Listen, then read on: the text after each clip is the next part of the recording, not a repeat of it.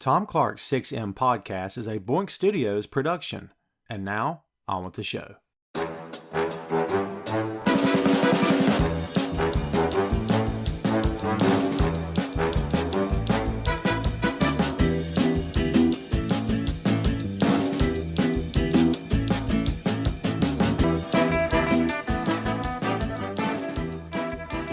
Hey, what is up? Welcome to Tom Clark's 6M podcast. I'm your host, Tom Clark, and in this episode, I'm joined by co-host Phil Lindsey. What makes a rock and roll band? I think it's a valid question. Keep in mind that a lot of this is subjective, what we're going to get into here, as we do most topics here on the 6M, if I'm being honest, and on the main event as well. A lot of the stuff is just your opinion, your own personal taste, what works for you, what doesn't work for you as a fan, as an artist, as a creator, whatever that looks like, as a collector, whatever that is for you personally. What works for me may never work for you. What works for you, I might laugh at it and say, this is not for me. Okay. But again, I think it's a valid question.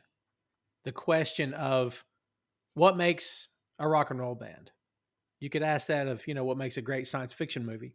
This thing can be broken down, microanalyzed, all the way to the nth degree. Trust me, I realize that. But I think the quickest answer of what makes a rock and roll band is guitar, bass, and drums. Now, anything above that, in my opinion, is above that. Can a rock and roll band work with guitar, bass, and drums and keyboard? Of course. Can it work with a guitar, bass, drums, keyboard, and harmonica? Absolutely. You get the point, right? Layering instruments, layering sounds. Absolutely. Can a rock and roll band be one guy rapping over a drum beat? I don't know. I can tell you in my opinion that while I may love that song and dig that artist, maybe I personally wouldn't classify that as rock and roll. Doesn't mean, however, that you'd agree with that. What we're going to talk about here today, I'm going somewhere, kids.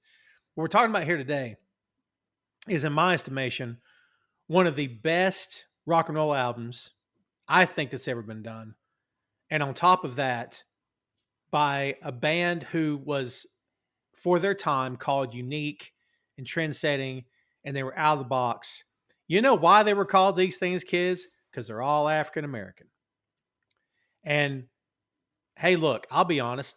I'm looking back at the year this album came out. I was a young man when this album came out, but to me, that's one of the things that hooked me in.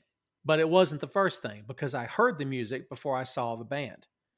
The fact that they weren't all white guys in this band, for some reason, made it cooler. At least to me, because it's different. I like different. Hopefully I like it for the right reasons. This stuff can be very layered. Trust me when I tell you that. Can't wait to talk about it. We're talking about Vivid. We're talking about Living Color. You've seen the topic. You know where we're at. Let's talk about it. Vivid is the debut studio album by American band Living Color, released on May 3rd, 1988 through Epic Records. One of the most popular albums of its time, 100%. It peaked at number 6 on the U.S. Billboard 200 and certified double platinum by the Recording Industry Association of America. Released on, again, as we said, May 3rd, 1988. Recorded in Skyline, New York City studio, sound on Sound New York City and Right Track Studios. The total length of the album is 49 minutes, 13 seconds.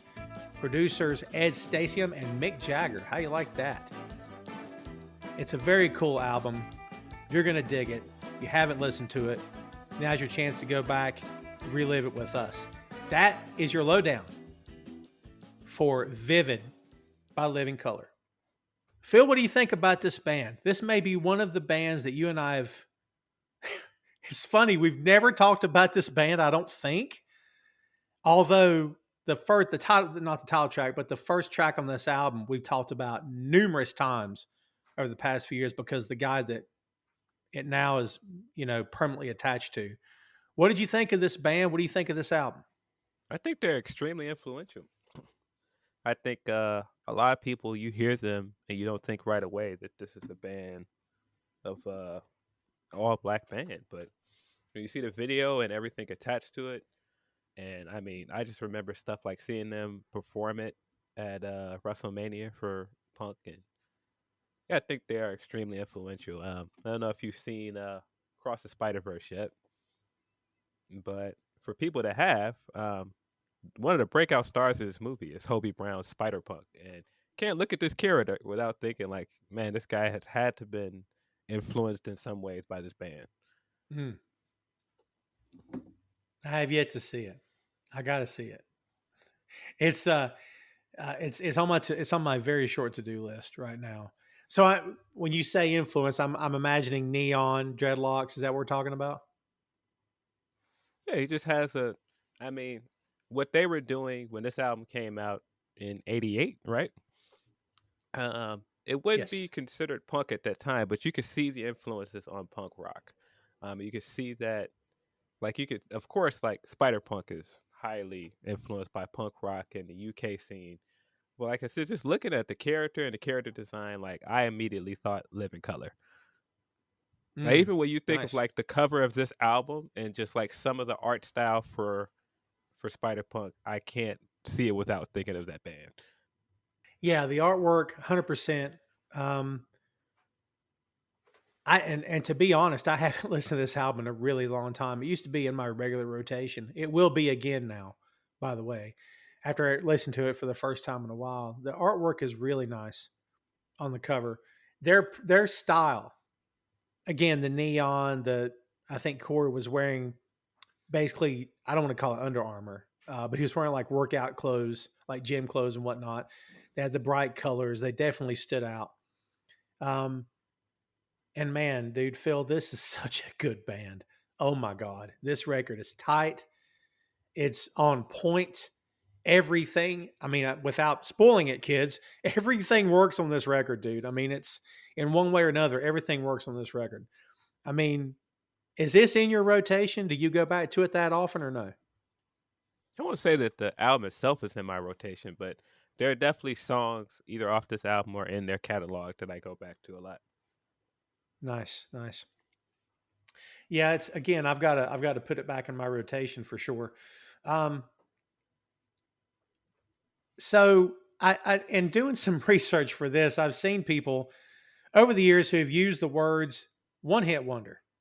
I'm not crazy about that for this band because this band is still going and going strong. They're still recording. What do you think about that? Yeah, I wouldn't call them a one hit wonder. I think they've got not just in terms of influence of their look and their sound, but I think they've had songs like there's songs on this album that I've heard other places. Like I'm pretty certain there's a song on this album that I heard in a movie. It wasn't the obvious one. I don't consider them one hit wonder. I mean, I don't know, one hit album wonder. I don't even know if that's fair because, dude, some of their other albums are not bad at all. There's some good stuff on those albums. Yeah, I don't. But see, just their style of music, I can't see them being the type of guys that chase a hit. I mean, of course, they've Mm, got Cult of Personality, which is a runaway hit, but I just don't think they're the type of band that is looking for like the next hit. I think they're looking to make their kind of music. yeah. That's well said. It doesn't. I mean, at the time in '88, who was recording, straight rock albums. I mean, we'd have to, go back in time here, of course, and talk about this. But you know, like you said, they're not chasing trends. They're not chasing the whatever's popular of the moment or the sound of the moment. They're just doing whatever makes them happy and whatever it is that they want to do. There's something to be said for making music that makes you happy, for sure. Yeah. Let's talk about this band here. Corey Glover on vocals. Corey is such an exceptional frontman. I mean, his voice sounds so good. He's so young here, by the way, but he sounds phenomenal. I mean, dude, he's got a very rock and roll voice, doesn't he? He does, but I just think the way he sings, you can hear you can hear some of the other influences in his voice. You can hear like the funk. You can hear almost like the gospel sound to it as well. And I think that's another thing that sets this band apart. His vocals on it, like when you hear his voice, like he just has a very distinct voice. I can definitely hear the gospel influence, 100%. Yeah, um, I mean, he's not an old man now. He's not even 60 years old now. That shows you, born in 64. So when this album came out, he was 24 years old. So, yeah. Yeah, Corey Glover, born in Brooklyn, he was actually drafted into the band by Vernon Reid in 85. Supposedly, he saw Corey singing Happy Birthday at a friend's party, which is awesome. What a way to get a job, man. Yeah, really, really good stuff there. Corey's great, man. I think one of the best front men in terms of like his voice and his range, everything he can do. Vernon Reid on guitars. Vernon is such a good guitar player, man. He's played with a lot of different people too. He's played with Janet Jackson. He's played with several different artists throughout his time. This guy is so good at what he does, man. I mean, I don't know if Vernon Reid gets his flowers like he should. Same age as Corey, by the way. So actually, he's a little bit older than Corey, but born in London, England, which I actually did not know, but raised in New York City. So yeah, his came to the 80s. Let's see. In the band of drummer Ronald Shannon Jackson. 84 Smash and Scatteration was a duo record with guitarist Bill Frisell. He co-founded the Black Rock Coalition with journalist Greg Tate and producer Condon Mason. This guy's done a lot of stuff, man. What do you think about his guitar work on this album, by the way? It's good. Really, really good. Yeah, it's phenomenal. I think, of course, one of the things that makes Cult of Personality what it is his amazing guitar solo on there. Yeah, and I don't know if I don't I think that like music connoisseurs and music writers give Vernon his credit, but I don't think that like your average listener gives him his credit. I don't think he's Mm. put in the echelon that he should be put in by like your average rock listener. Yeah, that's fair. That's fair. I would hope at this point that he's getting mentioned along with some of the greats because I think he absolutely deserves it. Muzz Skillings, which, by the way, what a great rock and roll name, Muzz Yes. Skillings. And it's his real name. I don't. That's not a stage name. I don't think. I mean, I could be wrong, but I've not found a. If that's not his real name, I don't know what his real name is. But yeah, Um, yeah, dude, that yeah. If that's his real name, this is a guy that was born to play rock music. absolutely.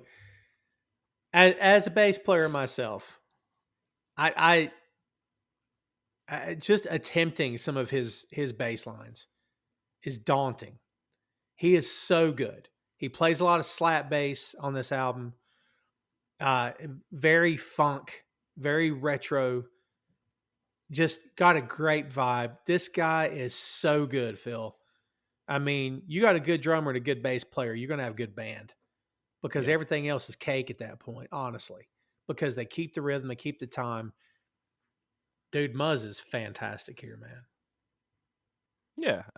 I think as Scott Pilgrim versus the World has taught us that a lot of times the bass player is like the most underappreciated guy in the band, but a lot of times the bass player is one of the coolest guys in the band. Mm. Um, but yeah, I think this guy, I don't think he gets his credit. I mean, which by the way, I was just looking at Niles Rogers talk about how they came up with the riff for "I'm Coming Out" for Diana Ross, and he talked about Mm. recording it with Bernie. And I'm just like, man, you think about like one of the best guitar and bass duos. Those guys have to be up there. 100%. 100%, man. Yeah, I mean, I think people look at Chic like, oh well, it's disco, it's gimmicky, but those two guys were amazing. Fantastic. We can't look, kids. Don't let the disco era, cloud your judgment. There was some fantastic music going on by some really good musicians, and you can laugh all you want to, but Casey and the Sunshine Band was a tight band, dude. If you can get, they were. If you can get past the disco sound, they were a fully like integrated band, like Sly and the Family Stone were.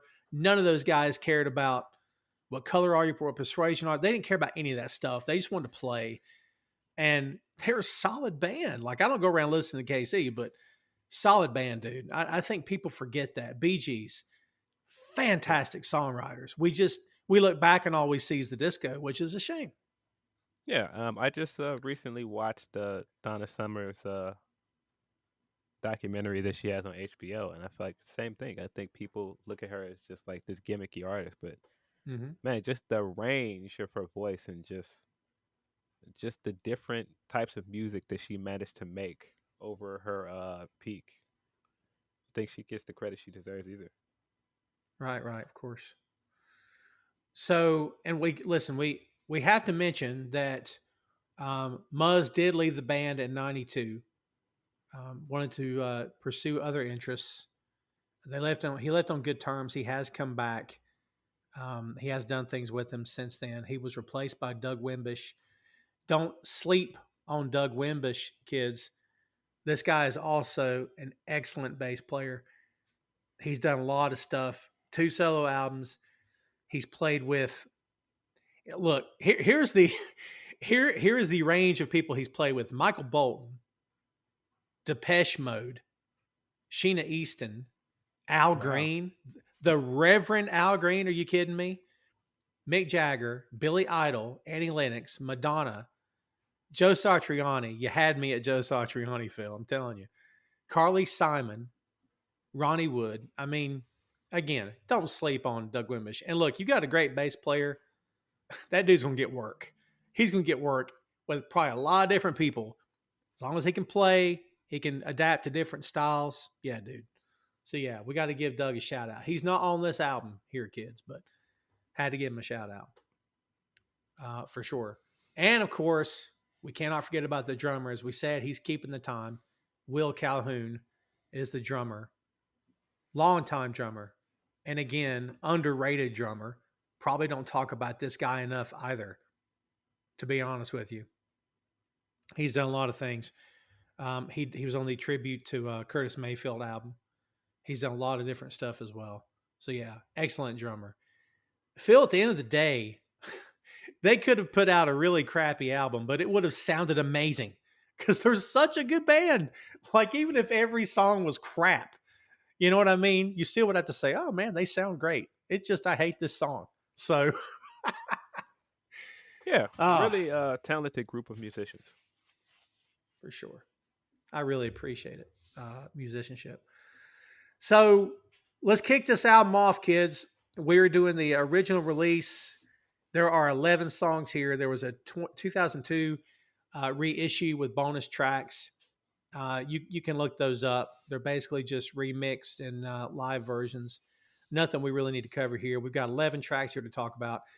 Track number 1, written by Reed Skillings, and basically the whole band has writing credit on this. 4 minutes, 54 seconds.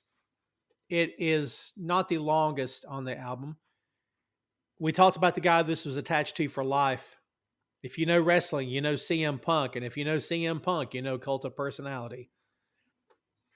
Phil, for guys like us, this song is overplayed, but not in a bad way. We've just heard it a lot. Dude, I don't know what I can say about this song to give it a lot more justice than what it already has. I mean, the freaking song kicks off with Malcolm X, for crying out loud. What do you think about this song? What a way to begin your first ever album here. Yeah, I think it's a great opening track. It's probably their most well-known song by far. Not just because of its, connection to CM Punk, but just a great record. Yeah, just I think that it is such a great. I don't know, I almost want to say a manifesto for who they are as a band, and like what this album is gonna be. I don't think they could have picked a better song to start this album. And I mean, man, it's just are you kidding me? Not even just like wrestling related, just like all of the memories attached to seeing this this video for the first time or hearing this song for the first time. Um, I mean, like I said, wrestling related. That Monday Night Raw when Punk came out to it for the first time ever. Mm. Come on, man, just incredible. Hearing this song ring out for the first time in the United Center at his AEW debut. Mm. Amazing. Um, Very cool. yeah, just a very, very good song. Great vocals on it. Like I said, mentioned earlier, seeing them perform it in New York. It was New York WrestleMania that they performed it before the Taker match, right? I think so, yeah. Yeah, seeing them perform it live and just seeing that these guys are still touring and that this song is just still, after all this time, just such a massive hit. It's crazy. And like I said, it deserves all of the acclaim that it gets. Like, it's this amazing song, incredible guitar solo. Like, I don't care how many Mm. times you hear that guitar solo, it's impossible to not get hyped. The riff on this song, the hook is, like you said, it's effing amazing. Um, Completely unforgettable. Once you have it in your head, it's there forever. You'll always know it. A hit song will do that to you, kids. You'll never forget it. We talked about Malcolm X as the first voice you hear on this album and on this song, and from Living Color on their album here. The speech, the clip was taken from a speech on November 10th, 1963. And if you know the words, sang along. And during the few moments that we have left, we want to talk right down to earth in a language that everybody here can easily understand. That's just, I could recite that with my eyes closed. So it's from a speech on November 10th, 1963, to a crowd in Detroit. It should be noted here that 12 days later, President Kennedy is going to be killed. So let's put this into context. Let's frame it. It was a speech delivered shortly before his departure from the Nation of Islam. This speech is called The Message to the Grassroots, a scathing commentary on the white infiltration of the civil rights movement, particularly in the context of President JFK, whose first term in office was cut short by an assassin's bullet in Dallas just 12 days later. And this is what you lead your song off with. This is a powerful statement here, Phil. How much of this do you think is, we want to kick this off in a big bad way? And how much of this do you think is, this means something to us? Or do you think maybe it's a combination of all this together? I think it's a combination. I think it's by far the best song on the album. So I think it's a great way to kick off the album. But there are a lot of political themes throughout the album. So I think it's a nice way to kick off the album and introduce this band. Yeah. The phrase cult of personality is a reference to a February 1956 speech by Russian leader Khrushchev. How do you like that? The speech is called On the Cult of Personality and Its Consequences, in which he condemned a previous Russian leader, Joseph Stalin's use of oppression and brutality. The song describes how leaders present themselves in order to obtain devotion from the masses and how this can be a good and or a bad thing. Each verse gives two examples of how this is the case and also features audio samples of speeches from different politicians, including, as we said, Malcolm X, John F. Kennedy, and Franklin D. Roosevelt. It's really good. The album, the album's great, of course. The video is fantastic too. I mean, Phil, this is what put them on the map. And the funny thing is that this wasn't even the first single. Middleman was the first single, and I don't think I knew that. No, I didn't know that. Crazy. Don't know how you don't lead with that. That was a questionable decision. It's the group's most commercially successful hit in the U.S., peaking at number 13 on the Billboard Hot 100. Let's see. The song reached number 3 in New Zealand. It was a minor hit in Australia and the UK. The band won a Grammy for the song in the category of Best Hard Rock Performance. Well deserved, in my estimation. And as we said, it's forever tied. It's forever tied to CM Punk. Like I said, man, it's only downhill from here because you can't listen to the first song and go, they could have done better. I don't know. This is pretty good. Like, if all you can do at this point is just maintain, that's not a bad career to have at that point, instead of saying you undershot it and you'll achieve it later. It's pretty good. Yeah. Yeah, I'm sure there are people that might listen to this just for Cult of Personality, but I think there are a lot of great songs throughout the rest of the album. 100%. So Let's talk about track number 2, 4 minutes, 24 seconds. Vernon Reid has the sole writer credit here on I Want to Know. Phil, the song's got a great hook, nice rhythm, a great breakdown. I'm going to say the same thing about every song because it's true about every song. But this thing has a great bass line and a great riff and a great breakdown. Talk about I Want to Know. What do you think? Um, I think it starts off very catchy after such a heavy record. Hmm. Um, and I think it keeps you in. Like I think if it was a great um it was a great song to go with for the second song on this album. I think if you are one of those nerds that gets into sequencing and why does this song matter here, I think this was a good song to come after Code of Personality because it's so catchy. Hmm. Yeah, for sure. The harmonizing in there. I'm listening to it right now, actually. It's Big good. 80s vibes every time I hear it. It does. It does really, right? I was getting ready to say pop music, but not in a bad way, Yeah, but a big very 80s catchy pop hook. music. Yeah. And then after, when it goes to the bridge, man, that hook is fantastic. It's a really good song. Yeah, I agree. Yeah, this song is excellent. Let's see. We'll give you some more color, no pun intended, here if we can. So we haven't. I mean, we've talked about the lyrics here a little bit, but I mean, the lyrics on this song are pretty basic, pretty simple. When you walk down the street, the cats don't even make a noise. They worship at your feet, acting just like little boys. That's an odd little lyric there, Phil, but it's It is. okay. uh, it's I don't want to call this poppy. There's another song here that is poppy to me, but I don't. This isn't really the one. But you can see, Corey's got that side of his voice, and this band has that. And I don't know, the walking bass line as they're leading back to the chorus is excellent. And everything just works on this song, dude. Yeah, that's why I say I think calling this poppy, I mean, for lack of better words, I think that's why it fits so well right after Code of Personality. Because, like I Mm-hmm. said, Code of Personality has all of the heavy political themes and it has like a lot going on, and it's like a big heavy rock record. So I think Mm. this is a nice way to show some different range for the album. Yeah, for sure.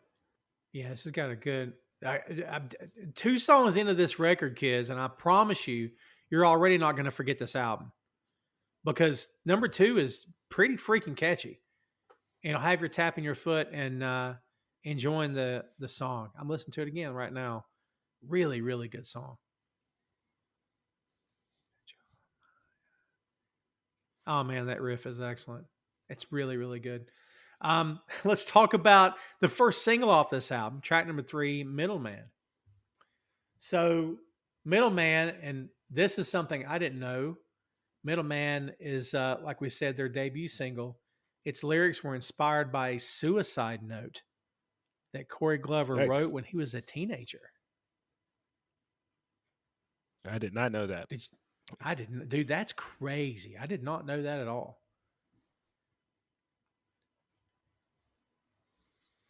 And again, I mean, you go back and read the lyrics now, and like, yeah, I mean, it kind of puts another sheds a little bit more light on it, puts them in another view.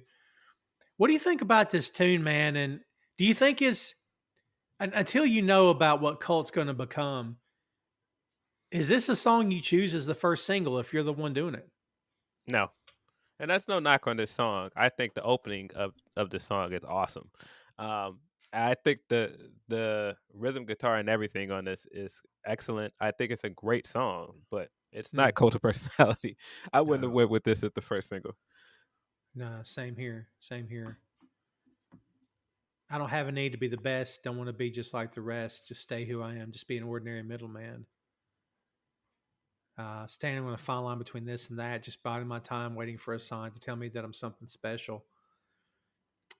I mean, I'm going to say this, and this is not meant as a dig. There's not a whole lot really going on here. I think, a lot of the draw here, Phil, is the music, is the sound. It's not necessarily the lyrics, and I don't think there's anything necessarily wrong with that. Yeah, Um, I Look, I think it's a good song for a single. But if I had to choose the first single off this album, I wouldn't have picked Middleman. Um, Yeah. I can understand why it was picked as a single, like I said, because the bridge is awesome when it gets into that doom doom doom doom doom doom, and then it goes into that guitar solo. Yeah. Fantastic. But I I wouldn't have picked this as the because I mean, like I said, that you if you listen to this album like as an executive, I don't know who picked the singles, but and you hear the first song, like no, you're looking at it like right away, like nah, Colt's the single. Oh, for sure. For sure. Yeah. And again, the playing is utterly fantastic. I mean, you just can't do any better here. I mean, this is such a great sound. And again, the band sounds fantastic. You could have sang a lot of different kinds of lyrics over this and it would have worked because the music is so good. It almost feels like sometimes this album feels like it's really, really, really good music. Just write something to go on top of it. Which again, that's not to devalue the lyric writing process for this band at all, the songwriting process itself. But God, this Yeah. band is so good, dude. I wonder did they pick this as their first single? I could see them as a band picking it. Like maybe that this song meant something to them and they Hmm. wanted to go with this one first. I don't know. That makes sense. According to what I'm reading here, let's see. According to quote, when we had finished making Vivid, the first single that came out was Middleman, and it did okay. And we were insisting that Cult's Personality be the next single. We really thought it would be a great single. Yeah. Well, 100%. Listen to the band. Who yeah. listened to the band? Who? Yeah. Where do you make the decision to make Middleman the first single? Doesn't sound like it was them based off that quote. I don't know. No, no, I agree. Especially not if they were so vehemently behind Cult getting, second single releases a second single. Let's talk about track number 4, which already doesn't feel like the first 3 because it starts off so up tempo. This is Desperate People. And Desperate People, let's see, once again, we've got all 4 of the band are listed as the writers um, on this song. And we have to mention also, we said that Jagger was also a producer on this. He actually produced this song with Ed Stasium for the album. Dude, once the fast tempo kicks up, you don't really know where this song's going to land. And man, when it lands, oh my God. Phil, there's something to be said for that. Oh, what a good hook. What a good hook, man. What do you think about this song? Yeah, I think when you listening to the open of the song, you're just like, okay, where's this going? It just seems like a lot of like crazy up tempo playing, but then when it lands into like the main riff for the entire song, the doom da doom da doom, it has the drive and bass behind it. Yeah, it's a great song. I mean, again, 4 songs into this, like this is a great album. Like I think if people that are like, oh, that's like Coach the single, and like I usually go on a streaming platform and listen to Cult of Personality, you're doing this album a disservice. Oh, yeah, dude. Yeah. God, this song's so good. And there again, Phil, the lyrics, I'm noticing a trend here, Phil. The lyrics are very, very simple. This is not, for lack of another comparison, the first thing that springs to mind. This is not Jay Z. You know what I mean? Where JC had and look, that's a high bar. I'm just saying, like to compare anybody, that's hard because of the way he could weave and make one word mean 3 different things in the context of one song. I mean, only really, really genius musicians can do that. And again, not digging at Living Color here, kids. But this is not what I'm seeing. I see you crying in the sunshine. I hear you laughing in the rain. You say you can't tell any difference between the pleasure and the pain. Nothing wrong with that. There's nothing wrong with that. You get your sunshine from a tab of paper, then you're sitting in a spinning room. We know what that is. The clock is ticking. It's laughing at you. Your life's a mystery without a clue. I mean, if you're reading this song, Phil, reading the lyrics, I mean, honestly, this is probably some of the best songwriting on the album, I think. Yeah, I understand what you meant. I didn't think that you would go with Jay Z as your high bar, but I get that there's not like a whole bunch of like metaphors here or like double entendres. Uh, it's just kind of straightforward lyrics, and I mean, I think you could tell that Vernon is a big part of the voice behind the band, not just as the Mm. guitarist, but as the guy that writes the lyrics, because it's just kind of straightforward, and the guitar, in a lot of ways, on a lot of these songs, is the main attraction. I mean, this is drug addiction. Yeah. I mean, the music stops and the party's over. Yeah, the money's gone and your crowd is too. Can't break the chains that have kept you under. Oh, has the monkey got the best of you? God, such a good song. Oh my God, I love this song. I mean, if not for Colt and if not for Colt and three others, I don't know. This would be my favorite. Such a good song, dude. And man, when Corey introduces and he howls through this song in the opening, oh my God! Like, there's a difference between Axl Rose screaming and Corey howling. Big difference here, man. Yeah, I think that the choices he makes with his vocals throughout the album are very important. I mean, 'cause I just said the guitar is the main attraction here, but I think the choices he makes on Cold are songs where he wants to actually like delve in and like belt out on a song. Um, it's very important because I mean, it never feels like some of the songs where it's supposed to be like a heavy rock song that he's trying to over sing on top of it. Mm. Um, and he's like I said, he's got an amazing voice. So I mean, you could see him like trying to get his spots in and trying to sing, like Mhm. sing and be the main attraction. But I think on several songs, like he understands what his role is. He understands like, I'm here to add this to the song. I'm not here to like overpower it with my vocals. Yeah, they do what the song requires. Yeah. They do just enough, and you know that to me is very ACDC. That's we do what's right for the song. Like that's any one of these guys at any moment could tear into an amazing riff that would blow your doors off, and Corey could just start you know going off at any time he wanted to and just doing his own thing and improvising. And they're all talented enough to do that. Tom Clark 6M Podcast is sponsored in part by Radius Law Group. Every day, Radius helps individuals, families, small businesses, and nonprofit organizations throughout North Carolina, Florida, and Pennsylvania resolve their legal issues by providing effective legal counsel in the areas of estate planning, as well as elder law and Medicaid. Radius Law holds the radical belief that working with a lawyer can indeed be enjoyable. So give them a call at 1-800-519-5667 for more information and tell them that Tom Clark 6M Podcast sent you. But the song they're playing at the moment doesn't require any of them to do that. It requires them to be in time, work together, sing it very simply, get in and get out. And that to me is a sign of a great band because they're not, I don't know, it's more about the song than it is about, what do we say in the pro wrestling biz, Phil? Getting your crap over. Got to get my stuff in, right? Gotta get my spots in. Yeah. Yes, that's it. Got to get my stuff in. Yeah. Yeah. That's not what we're doing here, man.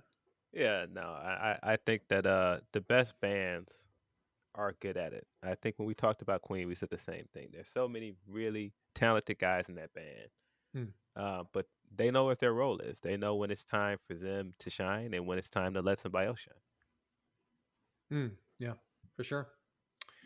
So, Desperate People ran for 5 minutes, 36 seconds. We should note that because it's the longest track on the album and so worth it. Middleman, in case we didn't say, was 3 minutes, 47 seconds.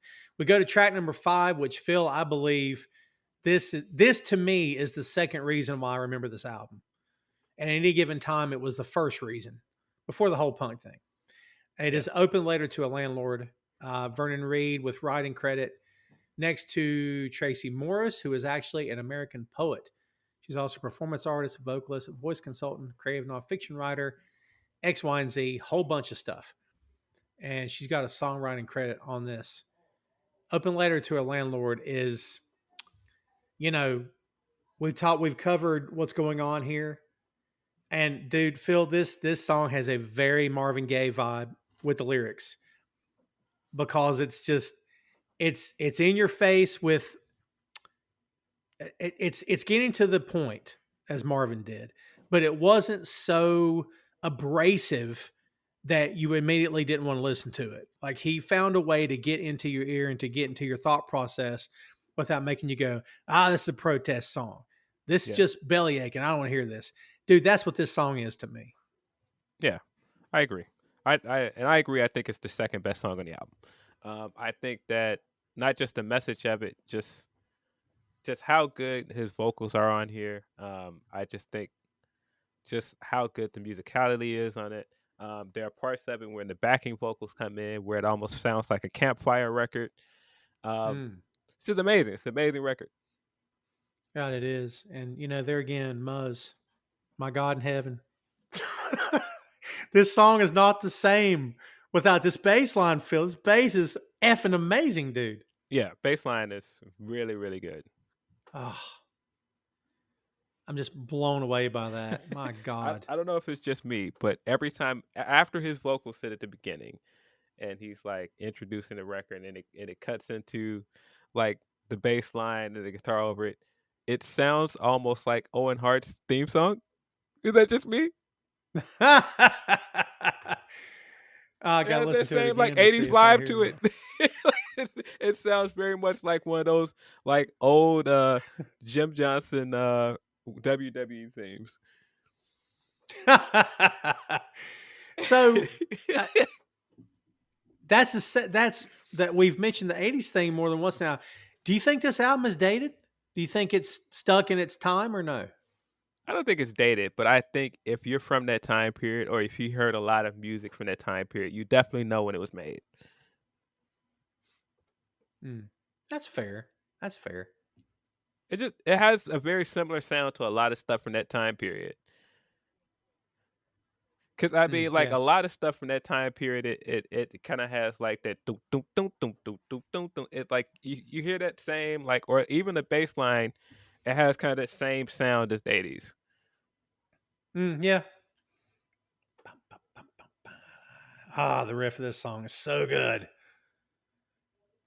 I mean, if you don't, I mean, I don't know, dude. If it's me and I'm talking about what was the first single, Cult's an amazing song. My Yeah, God, the work, just the instrumentation on this song, dude, is amazing. yeah, I agree. It's like I said, it's definitely the second best song on the album, and that's not a knock at it in any way. I mean, just I feel like the two tent poles of this album is this and Cult of Personality. You want to run the people out. This is what you're all about. Treat poor people just like trash. Turn around and make big cash. There's nothing poetic about that. No, there's nothing deep about that. But it says exactly what it needs to say and just get straight to the point. Yeah, yeah, it's still very relevant because gentrification is still a big issue in America, and I mean not just in America, but it's still a very big social issue. Um, so I mean, like I said, this was made in '88. You could still provide the message to this to a lot of stuff that's going on in inner cities. These houses may look all run down, but they have a value you can't see. If that doesn't rip your heart out, nothing will. Because dude, we all in some way can relate to that one line. Like, yeah, geez, that is so good, so good. Yeah, simple, but man, very very effective. Guitar building down, but you can't erase a memory. So good, so good. Um, let's talk about number 6. A big time departure from the first 5 tracks. You either you're into this song or you're not. It can be argued this song doesn't fit. I don't know. I don't know if I believe that or not. What do you think about clocking in at 4 minutes 20 seconds? Written by Reed. Funny vibe. I like funny vibe and just the just the concept of a black rock band talking about how it feels to be profiled. Mm. And I feel like it's an important song to set them out as a band, but like I said, it's just such a it's a thing that all black men have gone through. So it would have almost felt out of place if they did make this like very socially conscious political album and not talked about it in any way, especially like in the 80s when there was so much stuff going on at that time period. um, yeah, I think that it fits on this album for that purpose alone. Now the tone Mm. of it, the musicality, I can see people like, what's going on here? You got the Flavor Flav feature here. You've got uh it's not a verse, but you get like a little bit of a vocal from Chuck D. Mhm. I think, like I said, it fits. It fits with the time period. I think you know what I can take that. I can take that. Yeah, it fits with the profile, not Yeah, profile, but the day. Yeah. yeah. There's a mix of it on the extended version that I feel like is better, but I feel like it's because it. I don't know if that version fits as well on this album, but I think that mix of it. It's just such an interesting record of them like trying to do like this like almost like rap and like funk inspired uh Mm. rock song about profiling. I mean, if you got Chuck D and Flavor Flav on your song, you got to be doing something right. My Yeah. God. And this is around the same time because I wasn't a grown man in the '70s, but I don't know how much socially we were becoming aware as a culture about hey man, I can't walk into a store without being followed by five guys. I can't i can't drive a car without fear of getting pulled over. I can't walk down a sidewalk without getting questioned why I'm there. Phil, this is all still happening now, for Yeah, God's sake. definitely. Yeah. I mean, look, I think if you picked up this album, it's like, I want a rock album, and you're now listening to them do like this like I said, very funk inspired song, and like talking about something that is very I don't want to say like it's isolated in black communities, but I think it is definitely going to speak more to some people than it is for a larger audience. Mm. Um, I can see why people are like, this isn't a song for me, but like I said, I think that it would have been wild for them to not touch on this, and like I said, they clearly have like funk roots, so I feel like it fits. Yeah, it's a bit different. The song's a little chaotic in terms of composition, but I don't think that's the end of the world. Yeah, it's again, you're either into this or you're not. But if you're into it, you're likely into it for all the right reasons, which makes 100% sense. Um, Yeah. track The numbers. Go ahead. the funny thing about it is, in retrospect, how many like after school specials or stuff like that from that era that had like that same kind of sound to it. And I think that's what people might have looked at it like, Mm, I don't I don't know if this aged well, or I don't know if it feels like this is trying to preach to me. Um, mm. like I said, I think it still fits. Yeah, I mean, if you look at it in the context of yeah, and you know what, it's practically dead center of the record. Yeah, So as they're giving you some feel good rock and roll, they kind of smack you in the face with, by the way, we're just dudes. We're just dudes. Quit. You know what I mean? Like stop thinking we're up to no good, for God's sake. Like it's kind of, I don't know if social commentary is the right word here or not, but like, it comes right after open letter in the track listing. So yeah, it's more on the nose, right? But if you're gonna place it on the album, dead center is probably the best place to put it. yeah. I agree. So track number 7 is actually a cover, 4 minutes and 30 seconds. This is a cover of a Talking Heads tune. This is Memories Can't Wait. And once you hear this, if you know the original, you probably won't care about it anymore. No disrespect to the Talking Heads, legends. They really are. David Byrne is effing great. And by the way, speaking of bass player, you want to talk about Tina Weymouth on bass? My God in heaven, Phil. Great bass player. Good band. But dude, Living Colors version of this song is everything. What do you think about Memories Can't Wait? I didn't know this was a cover. But that kind of makes sense because I feel like the lyrics and just like the tone of the song are so different from the rest of the album. Mm, It's like funny enough, for lack of better words, it's one of the quieter records. yeah. And I mean quiet, Right, yeah. quiet in comparison to some of the rest of the albums. Like I mean, even like the vocals on there are subdued. Yeah. Um, but I think that that's what makes it stand out on the album. Like I said, I didn't know it was a cover, but now that you say it's a cover, I'm like, yeah, that makes sense. I mean, dude, Corey's once again. Corey doesn't scream. He's not screaming. He's howling, and it's when that song stops, everything is quiet. Everyone's gone to sleep. Was the world's gone to sleep? I mean, dude, such a great part of this song when they break it all the way down, and they do it twice. I think, dude, Yeah, what a great moment in this song. It makes the record. I think. yeah, I agree. I think because the way that he sings the verses, when he does get into the breakdown later on, when he starts howling, it's just such a great moment in the record.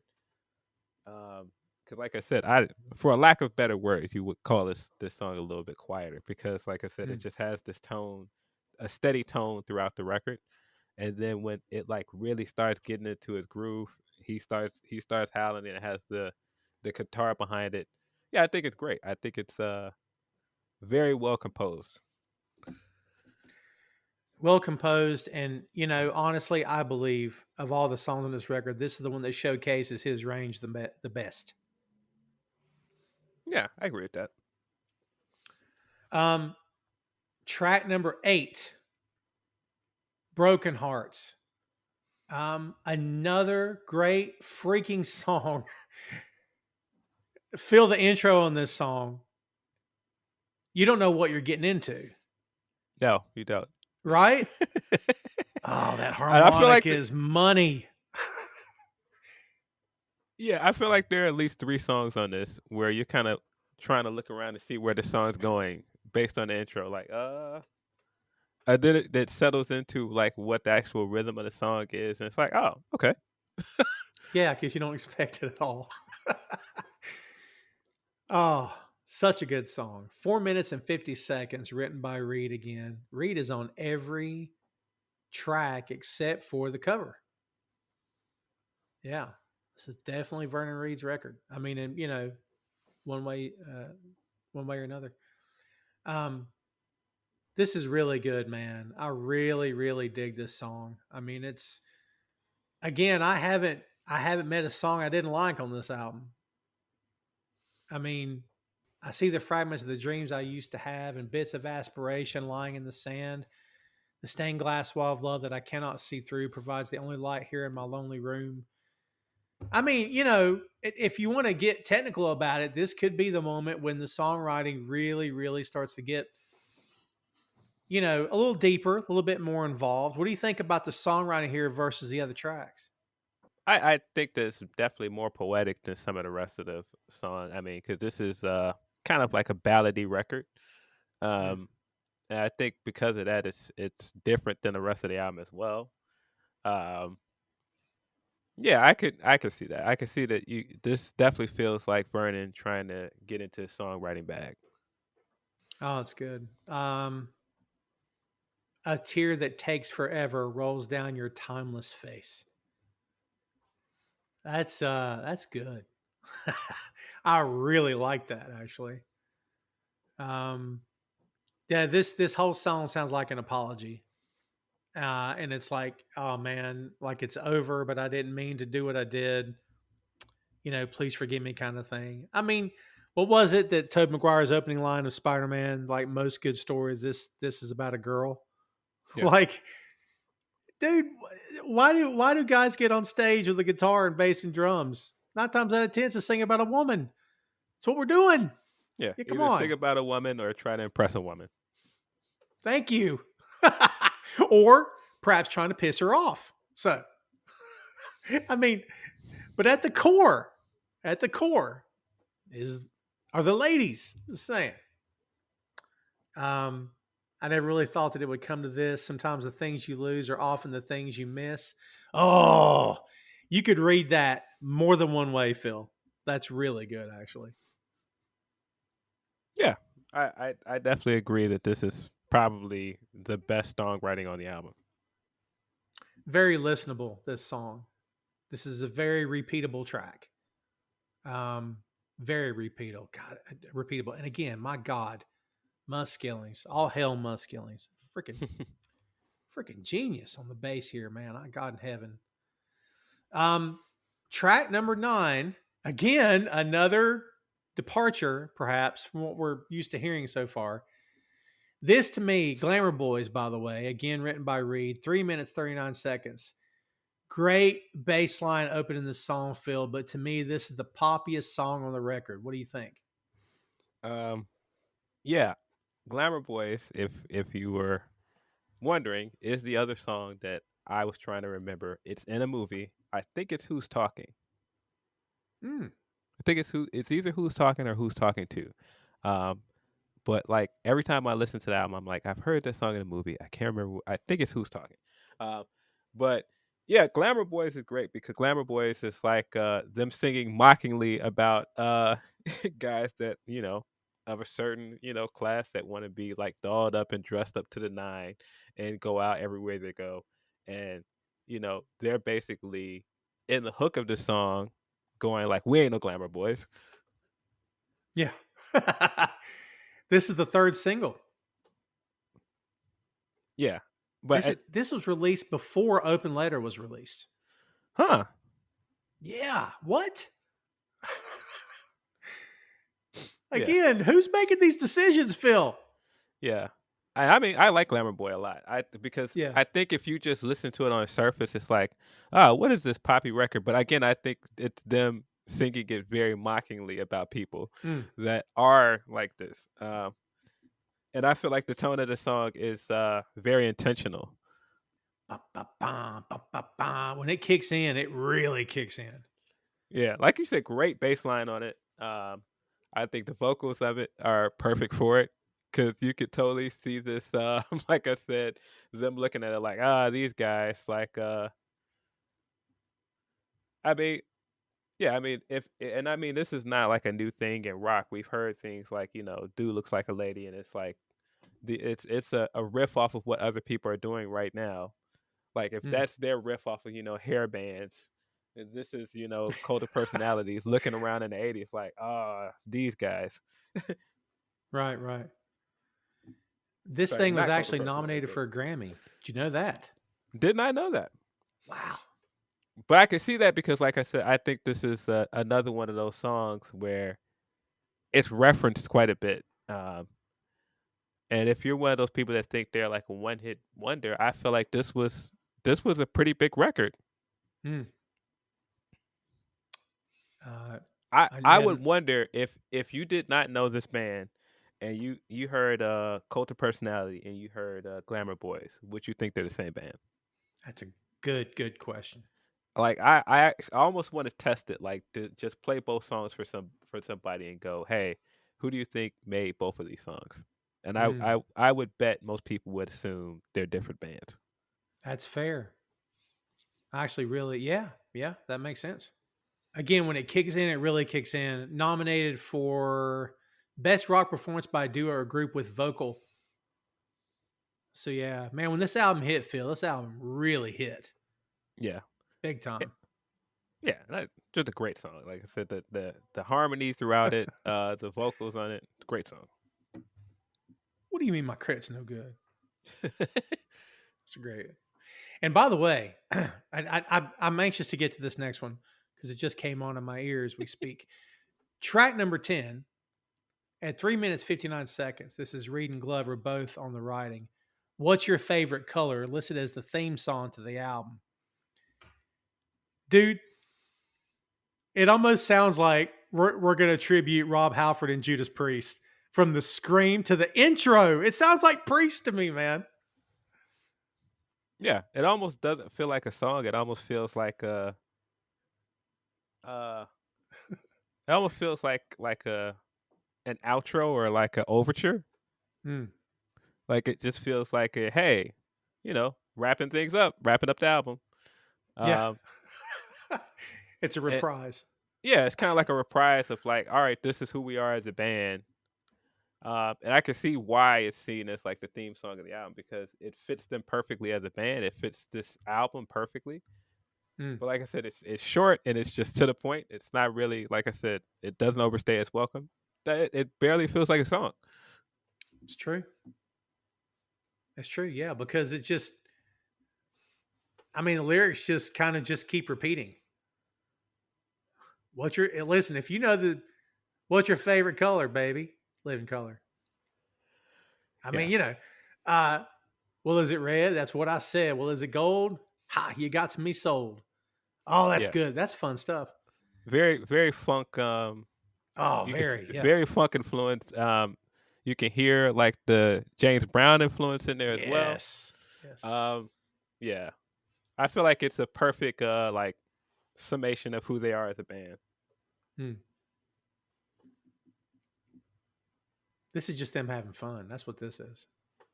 Yeah, I could see them like, all right, just doing like a jam session. Like, I will leave that in. That's our, yeah, Yeah. just leave that in. Uh, color catalog and bonus gift certificate by return mail right away. That's good stuff. That's fun. Yeah, fun little track. Not meant to do anything but make you smile. So if it did that, it worked, in my estimation. Um, nice little track. 3 minutes and 56 seconds. Dude, Phil, that song lasted 3 minutes and 56 seconds. How'd that happen? You don't know. That's longer than most of the Beatles, poppy songs, in their prime classics. And this song is 3 minutes and 56 seconds. Yeah, I doesn't sound like it's that long. What- Some of the versions on the other albums, like I said, an extended version, it's like a minute and 40 seconds. Oh, Uh, wow.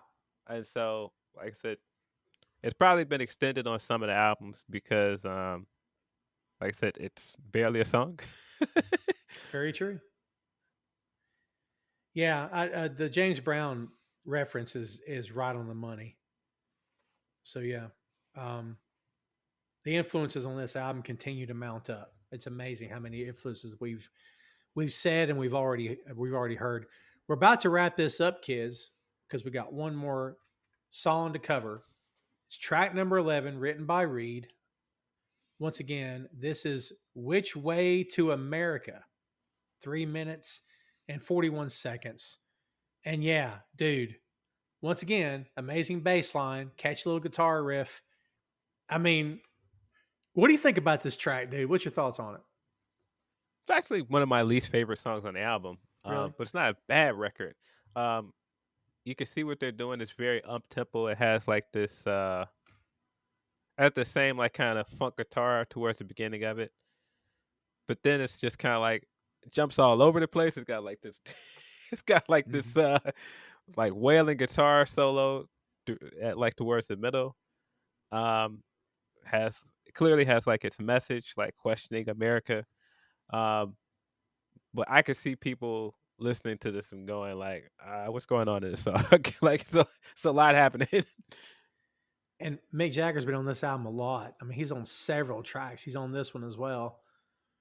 Um, I just want to know, which way do I go to get to your America? I just want to know. Uh, I changed the channel. Your America's doing fine. I read the headlines. My America's doing time. Again, Phil, another message song. Yes. And on the nose, it is on the nose. However, the way they deliver, and look, I'm not trying to suggest here, kids, that well, you have to deliver it in a certain way. Dude, the NWA didn't care about it. They busted your teeth out with their delivery, and that's fine. So some artists want to approach it that way, and other artists are like, we'll do it in our rhythm, in our time, in our cadence, but we'll still deliver the message. Phil, do you think it's important to have a range of how you deliver the message, or do you think one's more impactful than the other? I don't think it's important. I think you gotta, however you decide you want to deliver the message and what makes you comfortable. I think the audience can tell like when something isn't genuine now, Mhm. and I think that their message always feels genuine. It doesn't feel contrived. I think that they add a lot of subtle things that feel unique to them as a band. Like even making Glamour Boy and then coming at the end with the stuff about the credit. It's like, yeah, yeah, group of black guys. I can see that. uh, or even making this and like saying, this is your America, and then turning the channel, this is my America. Yeah, it's a very unique thing to them as black men in the 80s. Hmm. Where's my picket fence, my long tall glass of lemonade? Where's my VCR, my stereo, my TV show? Yeah, I look at the TV, I don't see your America. I look out the window, I don't see your America. That's really good, actually. Very good. It's definitely something that I thought many times when certain guy got elected president, and I saw a lot of people trying to run with the quote, "This isn't my America. I can't recognize it." I'm like, I recognize it. I don't know what y'all talking about. I've seen this America for years. Welcome to the conversation, jerks. Yeah, I mean, welcome. I'm sorry that you missed this side of the country, but no, this side of America has existed for a long time. Yeah. Well, oh my God. Yeah. That'd be a whole other show. Start talking about that. So there you have it, kids. 11 songs, 49 minutes, 13 seconds. Phil, does this album get enough freaking credit of just how good it is? Is this, I don't know. What do you think, man? I don't think that it does. I think it's just like when we were talking about Vernon earlier. I think that, music connoisseurs and people that know that this is a good album. But I would Mhm. gather most people know, like, the biggest records on the album, maybe. Um, and I think those people might unjustly call them one hit wonders or something. But I don't think the album itself gets the credit for how good it is as just like a fully developed piece of art. I mean, let's take a look here. 1988 is the year we're talking about. And keep in mind, kids, that they didn't, I mean, this album came out in 88, but when it came to let's see, I don't want to get anything wrong here. Yeah, released May 3rd, as we said, 1988. Anniversary this year for this album. So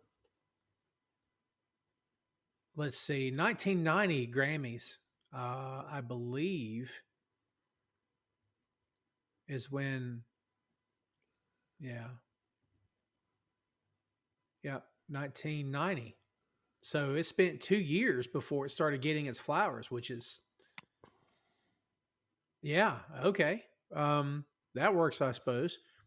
So, if you want to take a look back at some of the biggest acts of the time, and did these guys get lost in the shuffle? I mean, it's a fair question. Nirvana. I mean, you can't, we got to talk about that. Pearl Jam, Soundgarden. I mean, it's, um, Metallica, Alice in Chains, Green Day, Red Hot Chili Peppers, Smashing Pumpkins, GNR.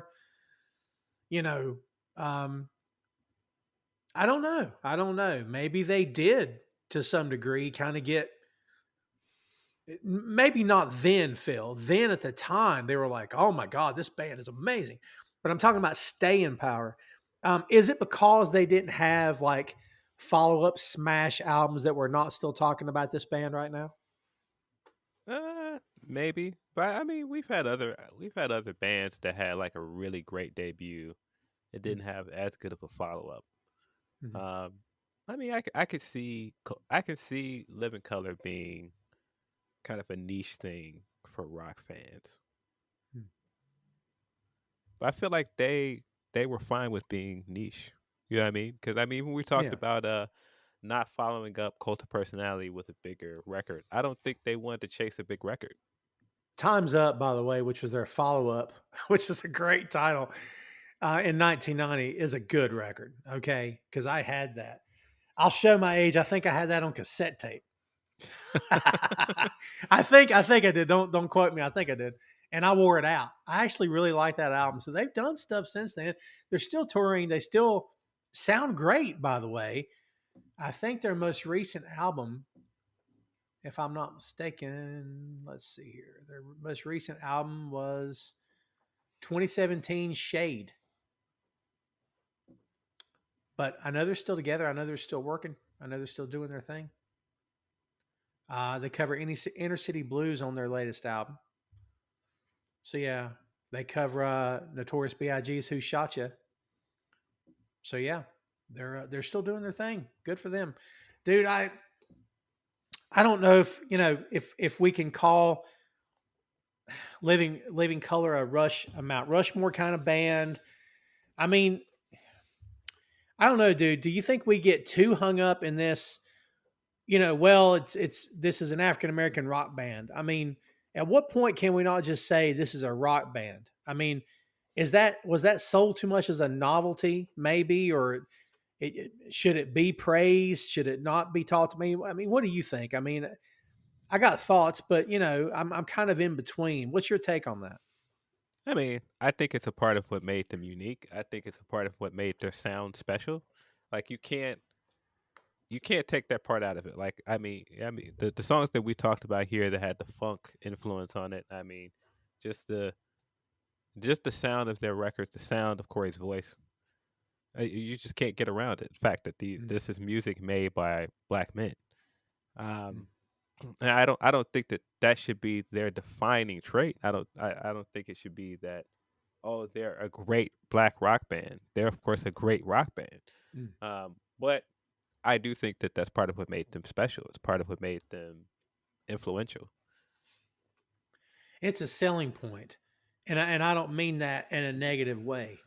I think that if for no other reason, the music industry at the time could say, okay, well, obviously there's different levels to rock and roll. There's different takes on rock and roll. It's not rock and roll is not owned by white people, folks. Let's don't forget that rock and roll would not be here if not for the blues. I mean, let's Rock be and roll real. was invented by a black man. Thank you. You know, why do we keep forgetting that? We for all forgot about Chuck Berry, I assume, and a lot of other Muddy Waters. We forgot about Ike Freddie Turner. King, Albert King. What? Yeah. I mean, Ike Turner deserves his credit for that as well. Hmm. Uh, Probably not the most favorite guy to talk about, but I mean, his contribution to rock music are what they are. I mean, there are Oh, a he was lot of problematic people tied to rock music and music in general. I mean, Chuck Berry is also kind of yeah, problematic, but yeah. you can't take away from the fact that these guys were the pioneers of this music. He was a And Ike Turner's a great musician. yes, tremendous musician, very very flawed human being. Um, but yeah, I mean, I remember growing up for the longest that rock music in my friend groups or people that I grew up around was considered white music. And so I do think that it matters that you had a band that was black men playing rock music, Mm, because it wasn't like a band with, hey, look, their guitarist is black, or hey, their mm. bassist is black. Um, no, this was like a black lead singer and like a ensemble of talented black musicians. I think that matters. Again, I don't think it should be the biggest selling point for them because they're No, just a great rock band. But I do think that it matters. they Trailblazers. Do you consider them? Here's why I hesitate to finish that sentence, Phil. All right, maybe I'm wrong. Okay, but I'm going back in my head trying to remember. Do I remember there being similar acts after the fact that got a break or got spotlight because they deserved it because Living Color paved the way? I don't. I don't know if I see them that way. Maybe I'm wrong. Maybe there's bands I'm not thinking of here. I definitely think they were ahead of their time. I mean, Okay, there you go. even if you don't want to call them trailblazers, I think they were ahead of their time because there was Mm, nobody else doing what they're doing. Like when you mm, look at when you look at the visuals for this thing, like when you look at the cover for it, when you look at their music videos, uh, no, they were completely unique, and I think that there's going to be a band or some band that I haven't heard of that is definitely heavily influenced by them. mm. Um, I mean, when you think of like, trying to think of a band that I could tie to them very loosely. Um, oh, here. When you think of like Bad Brains, right? Mm. I would probably venture to guess like Bad Brains came before them, but I would venture like there's like a lineage of like black bands that definitely took cues from themselves, cues from each other rather. Hmm. Bad Brains' first album, if I remember correctly, didn't it come out 75 or something like that? 70? That's a good question. Let's see. I mean, Bad Brains were definitely more punk rock influenced than uh Bad Brains, also known as Mind Power from 76 to 79, and Soul Brains from 98 to 2001.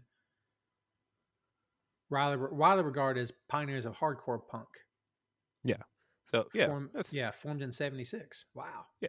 So 76, yeah, I would say that like I don't know if I would say that they're trailblazers because Bad Brains came before them, but I do think that they were ahead of their time.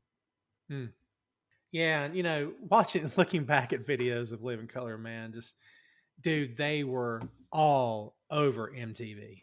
I mean, they were all over that channel, and I could not get enough of Cult. I don't know if we put that over enough how freaking phenomenal that song is, but man, could not get enough of that song.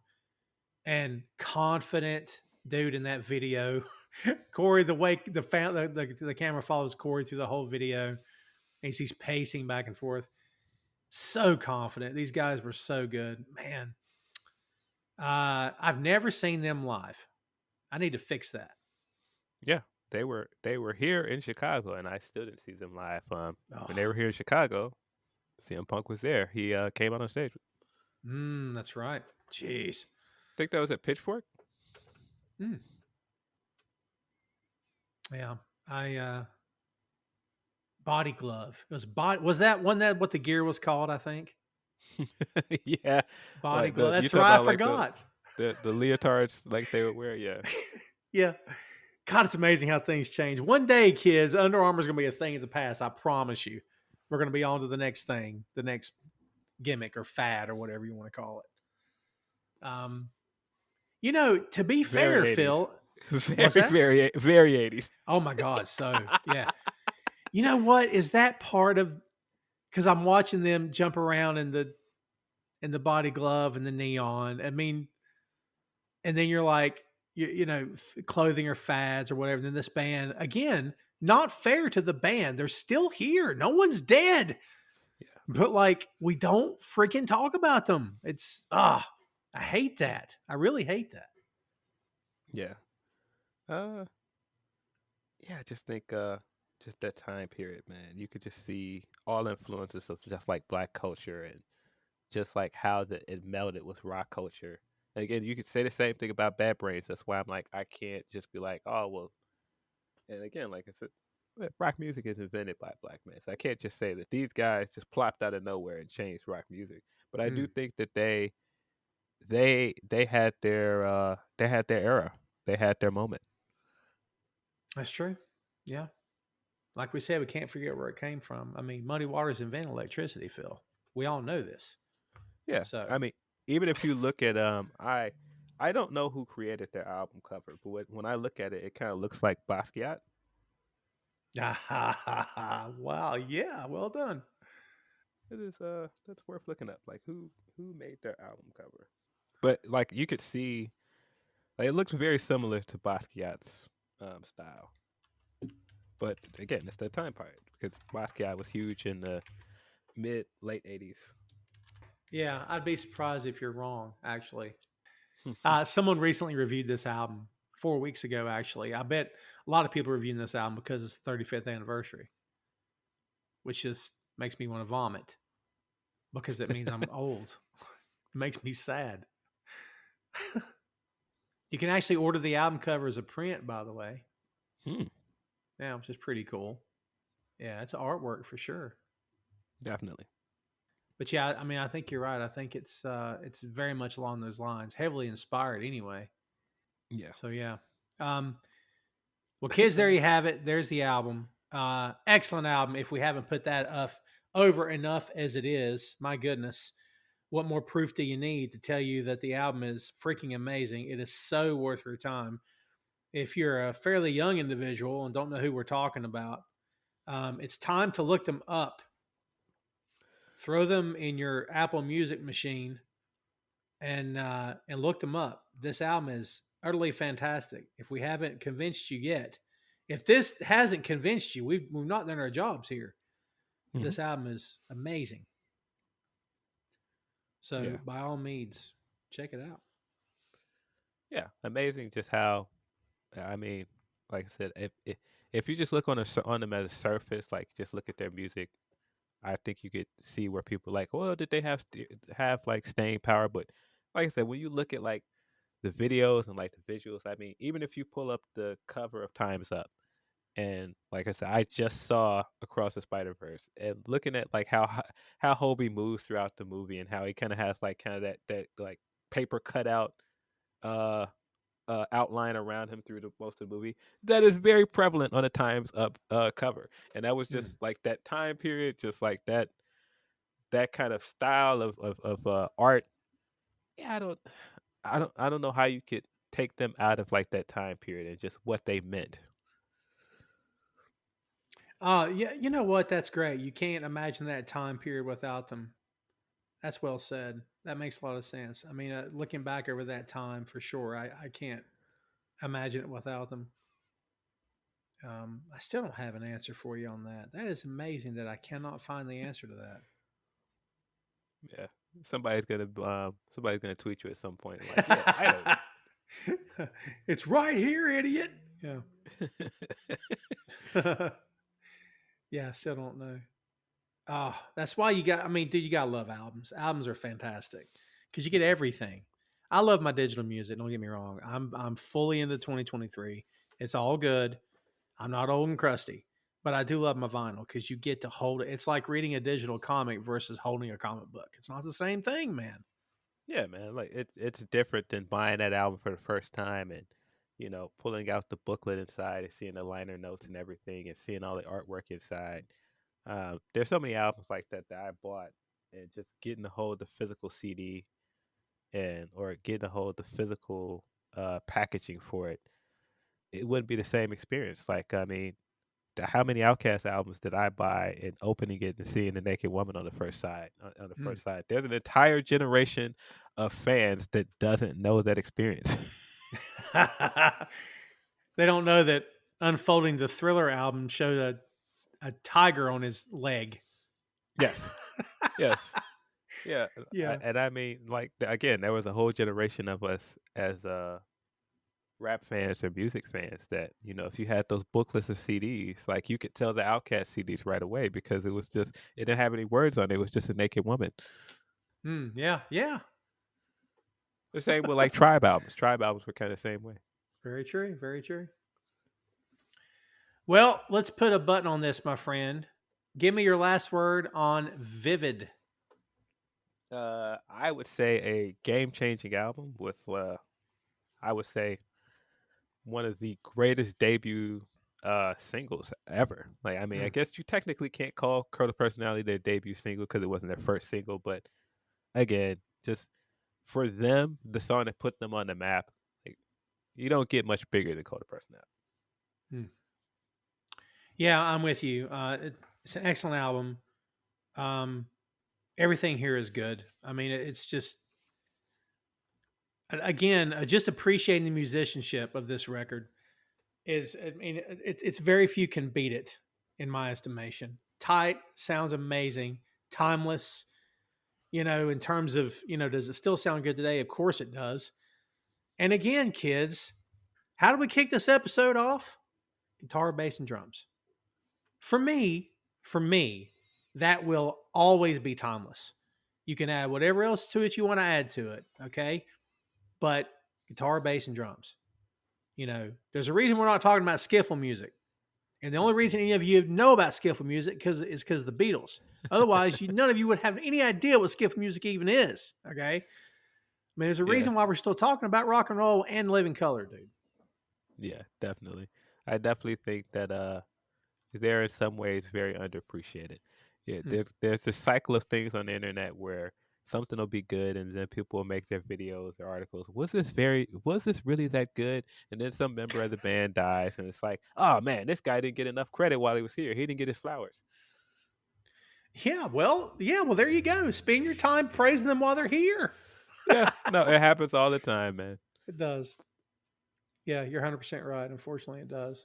Um, well, there you have it, kids. There's the album. Again, give this band a chance. Put them in your rotation. If they come to your town, go see them because you're probably going to be in for a really good show. Yeah, I got to catch them live if I still can. I'm going to try to attempt to. So there you go. In the meantime, kids, that is Vivid. Hey, thanks for listening to the show. Check out our social media on Twitter, Facebook, and Instagram at 6M Podcast. We'll see you next time.